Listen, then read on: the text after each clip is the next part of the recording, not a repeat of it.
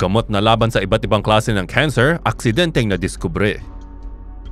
Ang mga nagsasagawa ng research sa bakuna laban sa malaria para sa mga buntis na babae ay aksidenteng nakatuklas ng sandata laban sa cancer. Nalaman ng mga scientists sa University of Copenhagen at University of British Columbia, ang isang carbohydrate na dinidikitan ng malaria parasite sa mga buntis ay kapareho ng isang carbohydrate na nasa loob din ng mga cancer cells. Gumawa ang mga scientists ng isang protina na ginagamit ng malaria parasite sa pagdikit sa placenta at nilagyan ito ng lason. Ang kombinasyon ng malaria protein at lason ay humahanap ng cancer cells at pinapasok ito. Tapos mamamatay ang cancer sa lason. Nagsagawa sila ng maraming tests laban sa brain tumors hanggang leukemia. Nalaman nila na ang ginawa nila ng malaria protein ay kaya umatake sa 90% ng lahat ng klase ng tumors.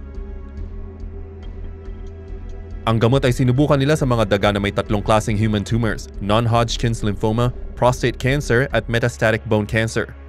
Ang mga daga na binigyan ng gamot ay mas mahigit ang survival rate kaysa sa mga hindi ginamot. Mga researchers ay nagsasagawa ng gamot na pwede gamitin sa mga tao. Sinabi nila na baka handa na ito gamitin matapos ng 4 na taon.